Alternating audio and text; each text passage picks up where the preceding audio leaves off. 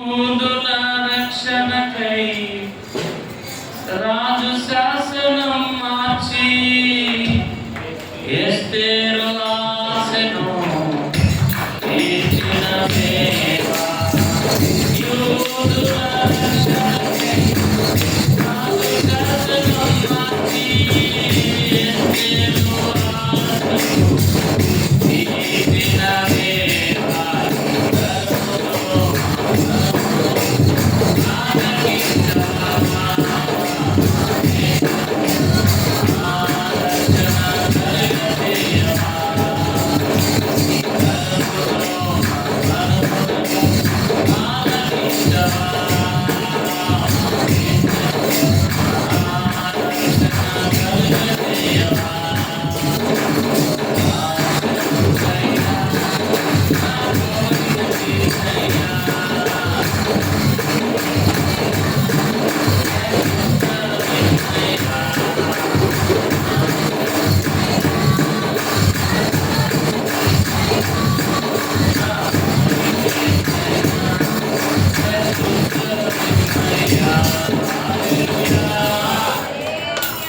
ప్రార్థన చేయండి. ఇక్కడ జేమ్స్ మరి బాగా హైట్ పెరగల ప్రార్థన చేయండి. కింద కాలంతా పై కింద ప్రార్థన చేయండి. ఆసక్తిగా ఉన్నాడు. పెద్ద జ్ఞానం ఇవ్వాలి. మరి రాధ చిన్నబాబు వాళ్ళ కేర్ తీసుకోవాలి. మంచిగా దేవుళ్ళు నడిపించాలి. చిన్నబాబు ఏంటమ్మా దయచేసి సంఘపెట్టుకు ఒక మనవి మీ కుటుంబాలకు చెప్పండి. ఆదివారం ఆరాధనకి ఖచ్చితంగా రావాలి. మీ పిల్లలకి మీ భర్తలకు మీ భార్యలకు దయచేసి దేవుని మందిరానికి దూరంగా ఉండదు. ఎవరైనా దేవుని కన్నా గొప్పలో మనం కాదు. దేవుని కన్నా ఆరాధన కన్నా గొప్ప ఉద్యోగం కానీ గొప్ప పని కానీ ఏది నీకుండదు. ప్రేమతో చెప్తున్నా, చేతులు జోడించి చెప్తున్నా, దేవుని సన్నిధిని గౌరవించండి. మీ పిల్లలకి చెప్పండి. మీరంతా దేవుల్లో ఉన్న ఆరాధన తర్వాతే. దేవుని లేని ఆరాధన లేని భక్తి మంచిది కాదు. ఎంతోమంది గొప్ప గొప్ప వాళ్ళే, కలెక్టర్లే, పెద్ద పెద్ద వాళ్ళే దేవుని మందిరాన్ని గౌరవించారు. రాజులే దేవుని మందిరానికి భయపడ్డారు. కాబట్టి నిర్లక్ష్య పెట్టద్దు. అందరికీ చెప్పండి. 10 సంవత్సరాలు రాబోతుంది. అందరూ ఉండాలి. దేవుని పిల్లలుగా మనం జీవించాలి. దేవుడు ఆదరించి ఆశీర్వదించుగా. అలాగే ఈ సంవత్సరం మరి మన సంఘం తరపు నుంచి ఒక 15 మంది యవనస్తులు, వాళ్ళు ఎవరనగా మరి నరేష్, బెంజీ, శిల్పవర్ణయ్య, రవి, బావ రమేష్, బాబు, మార్తమ్మ గారి అబ్బాయి, సీను తమ్ముడు, నవీను, ఇంకా కమలు, ఇంకా చాలామంది యవనస్తులు మరి మనం అందరం తరపున ఈ రోడ్ అంతా లైటింగ్ అయిపోతున్నారు.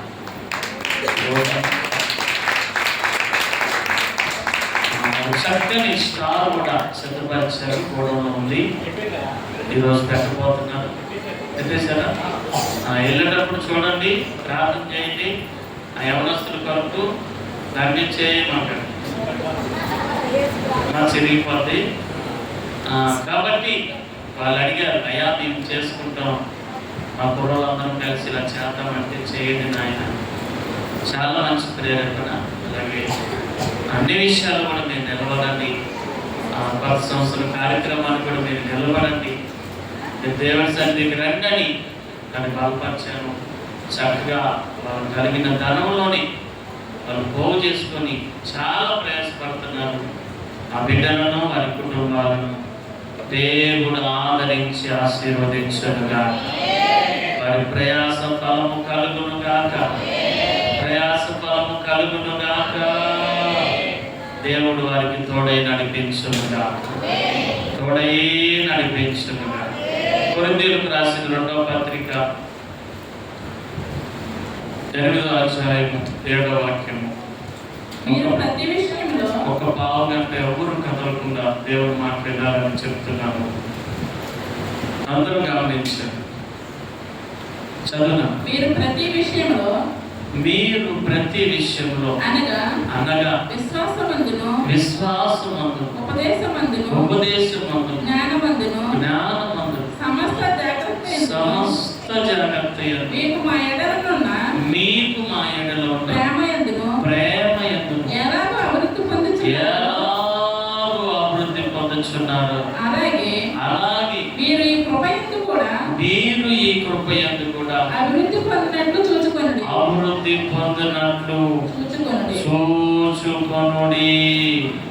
దేవుడి మాటను స్థిరపరచునుగా, మనందరి జీవితాల్లో స్థిరపరచునుగా, మన సంఘములో స్థిరపరచబడునుగాక.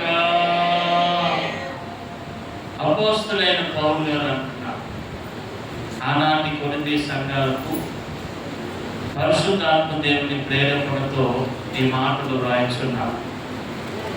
ఈ మాట యొక్క అర్థం ఏంటి అని అంటే, ప్రతి విషయంలో మీరు అభివృద్ధి పొందాలి. అన్నిటిలో మీరు అభివృద్ధి పొందుతున్నారు.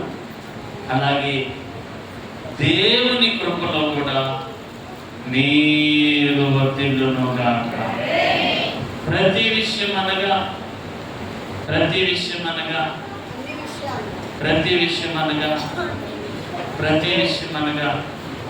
అన్ని విషయాలు, కొన్ని కాదు అన్ని విషయాలు.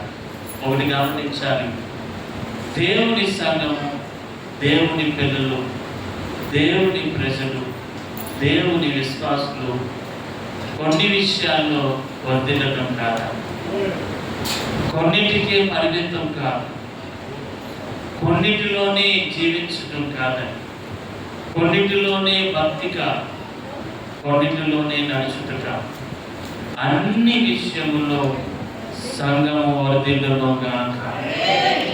అన్ని విషయాల్లో వర్ధిల్ల. కానీ నేటి జీవితాల్లో, నేటి సంఘాల్లో కొన్నిటికి పరిమితమైపోతుంది. కొన్నిటిలోనే భక్తి, కొన్నిటిలో భక్తి లేదు. కొన్ని విషయాల్లోనే లోపడుతుంది, కొన్ని విషయాల్లో లోపడే మనసు లేదు. కానీ బైబిల్ చెప్తుంది, ఆనాటి కొరింథీ సంఘానికి దేవుడు మాట్లాడారు, ప్రతి విషయంలో మీరు వర్ధిల్లుతున్నారు. అలాగే మాసిదోనియా పొందిన కృపలో కూడా మీరు వర్ధిల్లునుగాక. అన్ని కృప దేవుడు ఇచ్చునుగాక. అన్ని విషయాల్లో వర్ధిల్ల. పోయిన వారం మనం ఒక మాట నేర్చుకున్నాం. ఆ మాట ఏమనగా, పోయిన వారం మనం నేర్చుకున్నాం అపోస్తల కార్యాలు 3:22 ప్రకారం మోషే ఇట్లా నేను ప్రభువైన దేవుడు నా వంటి ఒక ప్రవక్తను మీ సమాజంలో నుండి నేను పుట్టిస్తాను, మీ వరకు పుట్టించును. ఆయన మీతో ఏం చెప్పినా అన్ని విషయాలు మీరు ఆయన మాట వినవలెను. అన్ని విషయాల్లో వినా. ఎవరు ఆ ప్రవక్త? ఎవరు ఆ పుట్టబోయే ప్రవక్త అనగా యేసు ప్రభువా, యేసు క్రీస్తు వారు చెప్పిన అన్ని విషయాలు మీరు వినవలెను. కొన్ని విషయాలు కాదు, అన్ని విషయాలైనా సంఘము దేవుడు చెప్పిన అన్ని విషయాలు వినుగాక. వింటాము. మనం విన్నట్టే ఉంటాం, తలకాయ బాగానే ఊపుతాం, కదులుతాం, నెగులుతాం, అలాగే అయ్యగా అంటాం. దేవుడు నాతో మాట్లాడేదంటాం, విన్నట్టే ఉంటాం. కానీ ఈ చెవితో ఏంటి,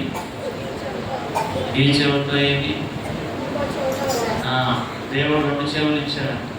ఎందుకు ఇచ్చాడు? 2 చెవులు ఎందుకు ఇచ్చాడని పాస్టర్ గారు అడిగారు, అయ్యా 2 చెవులు ఎందుకు ఇచ్చాడు దేవుడు అంటే, చెప్పండి.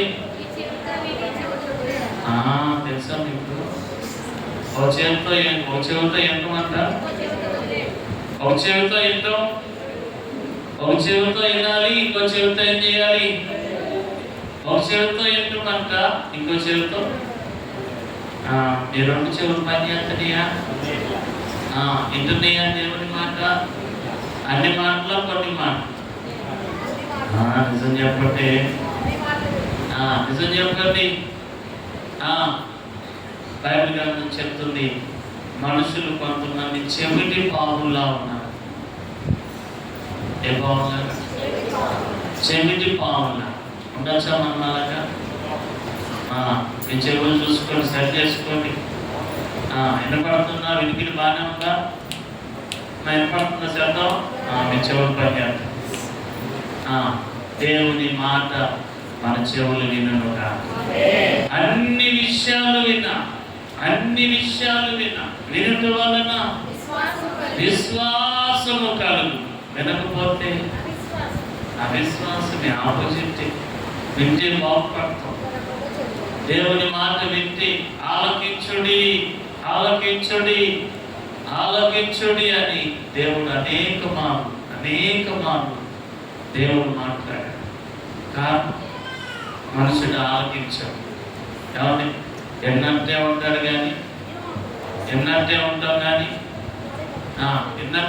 కానీ జోసఫ్ అన్నాడు, మంగళగిరిలో ఒక మాట చెప్పాడు. పోయిన ఆరాధనలోనా ఎప్పుడు చెప్పాడు? ఏదో ఫోటోలో చెప్పాడు, రాత్రి ఫోటో. ఎక్కడ? వర్షాలని గారి ప్రార్థనలో చెప్పాడు. 15 సంవత్సరాల నుంచి వార్త విన్నా అని చెప్పాడు. దేవుడు ఆ బిడ్డ దీవించుగా. 2 సంవత్సరాల నుంచి. మీరు 8 సంవత్సరాల నుంచి చెప్తున్నారు. విన్నారా? నిజంగానే విన్నారా? విని గ్రహిస్తున్నారా? విని ఆచరిస్తున్నారా? దేవుడు మిమ్మల్ని ఆదరించునుగా. చెవిటి పావులు వల్లే ఉండకూడదు. ఒకసారి ఒక పాము కనపడిందంట. అంతే, కనపడగానే పాము పట్టి ఆయన పట్టుకున్నామని చూశాడు. తన కళ్ళ ముందే వెళ్ళిపోయిందంట పొట్టలోకి. వెంటనే పొట్టలోకి వెళ్ళగానే పొట్ట దగ్గర ఆయన స్వరం అవుతున్నాడు. ఏ స్వరం తెలుసా మీకు?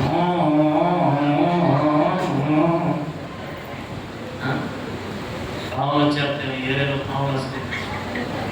అవునా? పట్టుకోని ఊరుతున్నాడంట. కనపడిన పాము ఇప్పుడే నా కళ్ళ ముందే పొట్టలోకి వెళ్ళిందని ఎంత ఊదినా బయటికి రాట్లా. ఆశ్చర్యం కలిగింది. ఇదేంట్రా, ఈ స్వరానికి ఎలాంటి పాము అయినా వచ్చేం చేయాలి? బయటకు వచ్చి ఆడాలి, నాట్యం ఆడాలి. ఇంకా రావట్లేదని ఇంకా గట్టి కూర్చున్నాడు. ఇంకా రావట్లేదే, బయటికి రాట్లా. వెంటనే నిజమా కాదా అని పొట్ట తవ్వుతున్నాడు. పొట్ట తవ్వుతుంటే ఎంతకీ కనపట్ల. ఇంకా తవ్వాడు. లోపల చక్కగా ఉందంట. పొట్ట అంతా తవ్వి మళ్ళీ అవుతున్నాడు. అంటే మళ్ళీ కావట్లేదు అంట. ఇదేంటి, లోపల తినపడలేదు అనుకున్నా. పొట్ట తీసినా సరే తనకి ఏం బాగుంది. కూడా దేవుని స్వరము విందుముగా. ప్రతి మాటను విన్నా, అన్ని మాటలు దేవుని మాటలు విన్నా. దేవుని మాట, ప్రతి మాట ఆశీర్వాదక. ఆయన మాట నీ చెవిని ఉండునుగా. అపోస్తుల కార్యాలు 20వ అధ్యాయం 35వ వాక్యం. 20:35 సంగమనగా అన్ని విషయాలు. రెండవది సంగమనగా అన్ని విషయాలు. రెండవది చెప్పమ్మా. మీరును ఇలాగూ శ్రమపడి ప్రయాసపడి బలహీనులను సంరక్షించాలని పుచ్చుకొనుట కంటే ఇచ్చుట ధన్యం అయిన యేసు చెప్పిన మాట ప్రకారం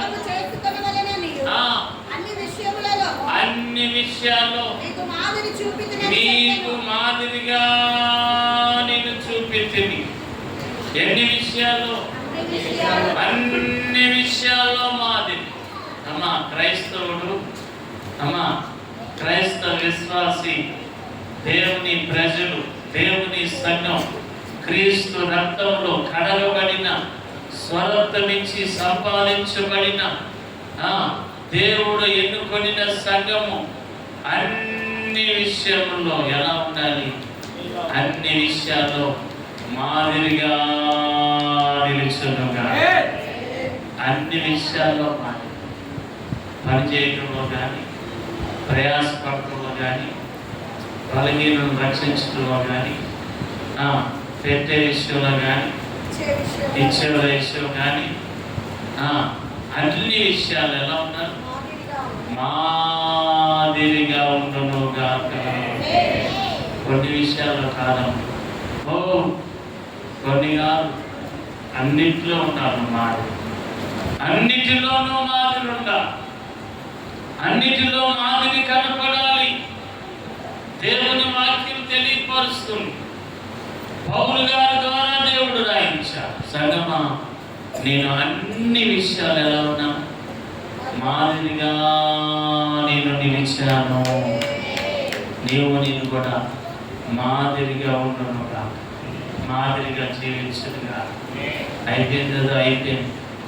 దేవుడు కొత్త సంవత్సరాన్ని ఇవ్వబోతున్నా. ఒకరు మాట్లాడితే వద్దు వద్దు వద్దు చెప్పండి. ఫస్ట్ అనుకో చేసింది అలాగైనా సంవత్సరం అడిగినట్టే అంటారు. నేను కొత్త సంవత్సరం నేను ఆమె చెప్పినా చెప్పకపోయినా వచ్చింది. 2026లోనైనా మాదిరి జీవితం ప్రారంభించును. మాదిరిగా నువ్వు బ్రతుకునుగా. నువ్వే ఒక మాదిరి. మా యేసు మనకి మాదిరి. మనం ఇతరులకు ఏమై ఉన్నామంటే మాదిరిగా ఉండునుగా. అతి మాదిరి దేవుడిచ్చునుగా. ఉంటావా మనం మాదిరిగా? మనమే లోకానికి మాదిరిగా ఉంటాం. కానీ నేటి దినాలు లోకమే మనకేమైపోతుంది. లోకమే మనకేమైపోతుంది. ఎవరు అన్నారు? ఒక ఆయన లైవ్ అవుతున్నాయా? ఎవరు అన్నారు? తెల్లబట్టలో కన్నా నల్లబట్టలో పెట్టాలి. తెల్లబట్టలో కన్నా నల్లబట్టలు ఎవరు? తెల్లబట్టలు. ఎన్నో రకాల బట్టలు ఉన్నాయి. మనకైతే తెల్లబట్టలు. ఎవరెంత మెరిసిపోతున్నారు. పావురాల్లో ఉన్నారు. పావురాలు తెల్లని చొక్క, తెల్లని చీర. మనమే ఎలా ఉండాలి? వారి మాదిరి ఉంటే నీవు నేను ఎలా ఉండాలి? మనం ఎంత నిజాయితీగా ఉండాలి? మనం ఎంత యథార్థంగా ఉండాలి? నీవే మాదిరిగా ఉండడంగా. అబ్రహం లింకన్, క్షమించండి, డేవిడ్ లివింగ్స్టన్ అని ఒక గొప్ప స్వార్థి, మిషనరీ సేవకుడు, అడవి మనుషుల మధ్య ప్రభు సేవ చేశారు. సమర్పించుకొని క్రీస్తు బోధనను బోధిస్తూ క్రీస్తు వలె జీవించారు. క్రీస్తు వలె జీవించారు. క్రీస్తు వలె ప్రేమ చూపాడు. క్రీస్తు వలె బ్రతికాడు. ఆయన చనిపోయినాక అటువంటి మనిషి మా మధ్యలోనే, ఆయన మా మధ్యలోనే ఉండాలి. ఆయన శరీరము మా మధ్యలోనే ఉంచబడాలని, ఆయనకి సమాధి మా మధ్యలోనే ఉండాలని రెండు దేశాలు వారు పోటీ పడ్డారు. ఎన్ని దేశాలు? రెండు దేశాలు. తన మాతృదేశం, సేవ చేసిన దేశం. మా మధ్యన ఉండాలంటే మా మధ్యన ఉండాలి. ఎందుకంటే ఆయన ఎవరిని పోలి నడిచాడంటే యేసు క్రీస్తుకు మాదిరిగా జీవించారు. చప్పట్లు కొడుతూ యేసు క్రీస్తు వారికి మాదిరిగా ఉన్నారు. చనిపోయిన నాకు పోటీ పడ్డారు. ఒక మాట అడిగినా మన గురించి కూడా పోటీ పడతారా? మా ఇంట్లో పెట్టంటే మా ఇంట్లో పెట్టండి, మా ఇంటి ముందు వచ్చందంటే మా ఇంటి ముందు భయపడమాకండి. అడుగుతారా? నిన్ను నన్ను కూడా కలుపుకున్నాను. మనందరం ఒకటే. బాధపడతారా? మన గురించి అడుగుతారా? అడుగుతారా? ఎవరన్నారు బతుకుండగానే మొదలు పెట్టట్లేదు, చచ్చినాడు దేవుడు బతుకుండగానే ఏం పెట్టట్లేదు. అక్కడ ఉన్నాం ఎందుకు పెట్టట్లా? నీకు ఏమా ఎందుకు పెట్టట్లా? అందరు తీసుకెళ్తున్నారు నేను చక్కగా ఇంటికి. పత్రికలు ఆడుతున్నావు నిన్ను మా ఇంట్లో ఉన్నారా? ప్రేమ ఉందా? నీ ప్రేమ, నీ మంచితనాన్ని చూసి, నీ ఉన్నతమైన ప్రవర్తన చూసి ఇష్టపడుతున్నారా? పిలుస్తున్నారా? మళ్ళీ రావాలి, మళ్ళీ తినాలి, అడుగుతున్నారా? ఆయన చనిపోయినా కూడా ఆ దేశాల పోటీలో కేవలము మాదిరికర జీవితము. చప్పటమడుతూ ప్రభుత్వం నేను మాదిరికరంగా ఉన్నా, మాదిరిగా జీవించు, యేసు అనే జీవించు. మనందరం యేసయ్యకు పిల్లలం, యేసే మనకు మాదిరి. ఆయన మాదిరిలో నిలుచుదుముగాక, నడుచుదుముగాక. యేసు ప్రభు ప్రజలుగా మనం ఉన్నాం, యేసు పిల్లలుగా మనం ఉన్నాం. ఆయన మాదిరి మనకి రావాలి. వస్తుందా? వస్తుందా? పేర్లు పెట్టుకున్నాం కానీ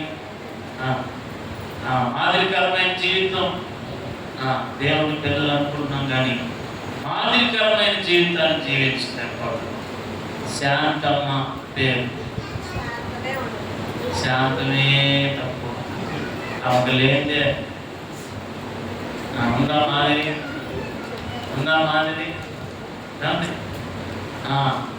పౌలు గారు అందరినీ నరుక్కుంటూ పోతారు.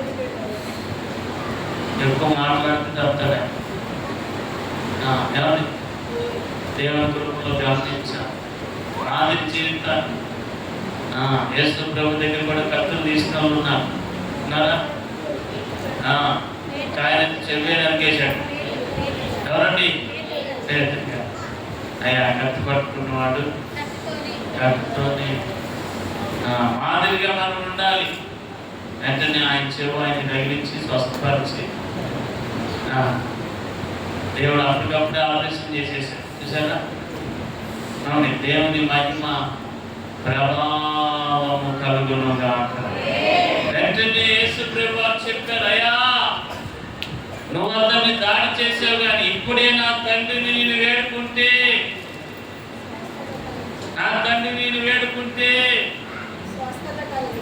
స్వస్థత కలుగు. అక్కడ ఏం చెప్పాడండి? పేతురు నరికాడు, అయ్యా మంచిది కాదన్నాడు. వెంటనే ఆయన చెవు ఆయనకి పెట్టి బాగు చేశాడు. వెంటనే దేవుడు ఏం చెప్పాడు పేతురుకి? ఇప్పుడే నా తండ్రిని వేడుకుంటే. అందుకే నీకు ఎగ్జామ్ పెట్టాడు. వేడుకుంటే దేవుని సేనలు నా పక్షంలో నిలుచుకున్నాం. 1200 సేన ఇప్పుడే నా తండ్రి నా కొరకు ఇచ్చును. చదువు కొడుతూ ప్రభుని ఒక సేన అనగా 1200 మంది యోధులు. అంత బలం. కానీ యేసు ప్రభు మాదిరి చూపడానికి వచ్చారు. నీకే కనుక అంత బాగుంటే నువ్వు పిలిస్తే ఎంతమంది వస్తారు? ఏమనుకున్నావురా నా గురించి? ఎంతమంది వస్తారు నువ్వు పిలిస్తే? వస్తారు 10 మంది. ఎంతమంది అండి? నీ పవర్ ఎంత? నీ బలం ఎంత అండి? ఏం లేదు అంటే ఇక్కడ బాగానే ఉంటాం. రైట్ చెప్పు. ఇక్కడ బాగానే ఉంటే ఏమనుకున్నావు? తక్కువలో కనపడుతున్నానా? మాదిరి ఉండాలి. అట్లా మాదిరి నేర్చుకుందాము గాక. దేవుడు కృప చూపును గాక. బాధపడుచుండగా కారణం సమర్పిద్దాం. అనంతరం ప్రభు బాగా సిద్ధపడతాం. దైవజనులు సిద్ధపరుస్తాం. పాట పాడుతుండగా ఏ పాడైనా పాడు. అయ్యా సచ్చా తీసుకో. మంచిగా తీసుకుంటున్నా.